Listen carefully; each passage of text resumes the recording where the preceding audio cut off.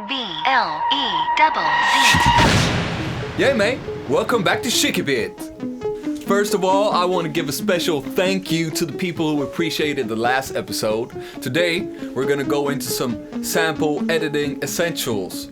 I've seen a bunch of tutorials on YouTube on how to chop samples on your machine, your MPC, whatever the fuck you're using. But often, most cases, I find that they're kind of lacking in some of the basic stuff that you ought to know in order to make your sample sound just right. Imagine you're preparing for dinner, right? You're gonna invite your whole family, all your friends and everything, maybe even the president, what the fuck do I know? And you wanna give them the greatest casserole ever.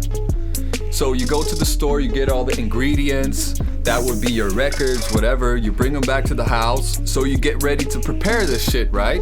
Now this is where the problem begins. When you just go off chopping your samples like on some jumbo jambo shit like that, and you're not really putting all the work into it that you're supposed to be doing, it's gonna come out sounding like shit. So take the casserole for instance. You're at home, you got your ingredients, bring out the fucking blender and throw all the shit in there and just start blending shit up. That's what you're gonna serve the people?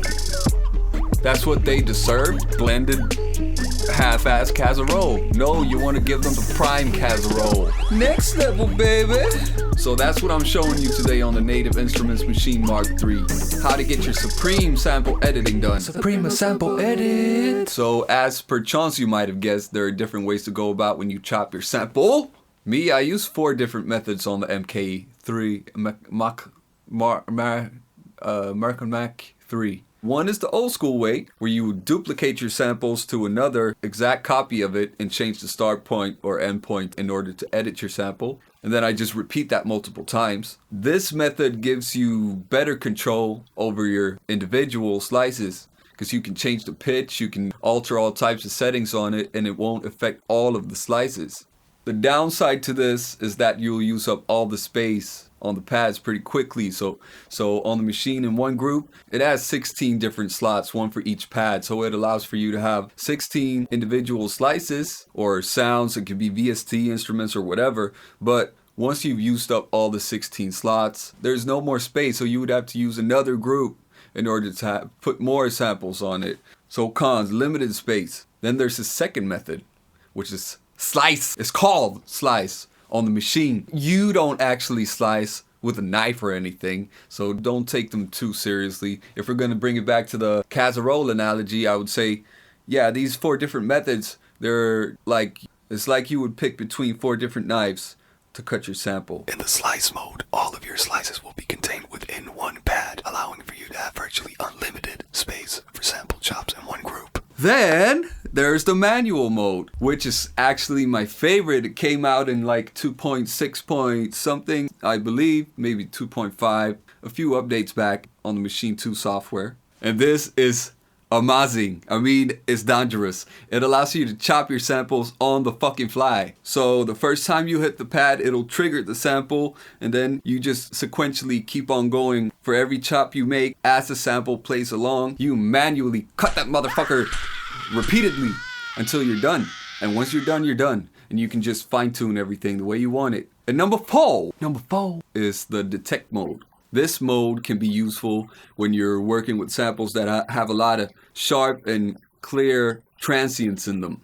And the software will detect every transient and make a slice depending on what sensitivity you set it to. So this one, considering the way it works a lot better for drums, drum breaks and stuff like that if you want to be really time efficient and just chop that motherfucker up right away. It's like a katana, you know?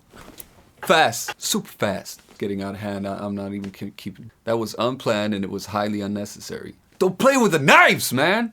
Important! I cannot stress enough how important it is that you make sure the start point is at a 0 cross position. Click, click, click, click. You have to! Come on! No? Hello? Hallo? Zoom in, fix it, put it at the very start. No more click. To make it super click safe, hold select, press all. You'll mark all the samples as you can see. And now you start messing around with the attack. This is a great thing you can do to make it so safe for clicks. As you notice now, the click is totally gone and the focus has now shifted from a rather unpleasant experience to a very nice and smooth one. Yeah, I would like to call this a great success. It's radical. Sometimes you can end up with gaps in between the samples that you need to somehow fill out. One way you can do this is to loop the end of the sample. This is also pretty good for effects sometimes. Hit zone. Take one step to the right with the arrow key. Turn the knob that says active from off to on. Now play around with the start and end points and also add a little bit of crossfade to it.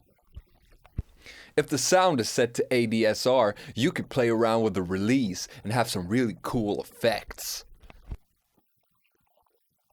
Another way to make the sample longer or just for cool effects, you could go to the stretching. Set the mode to free and turn down the speed a lot. This will make it slow and it's going to be slower than before. Press apply. Is it radical? Fuck yes. Is it dangerous? Hell yeah. The last tip I have for extending the sample and filling out eventual gaps is using the reverse function. Copy the sample you want to make a little bit longer. Twist the knob that says reverse to on, and you can change how it sounds by adjusting the endpoints. And now you just play the shit.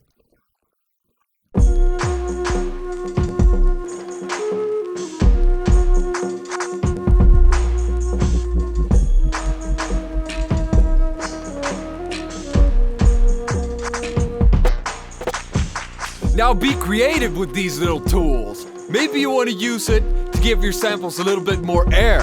Or maybe you want to get wild and crazy with your imagination. Make it futuristic, a super cool effect. Or maybe just flawless and more realistic with no disgusting crackles and pops. That is amazing, people. I've had the most wonderful time here tonight, and I would like to thank you for watching. Please subscribe and comment below. It's Chicky Bits.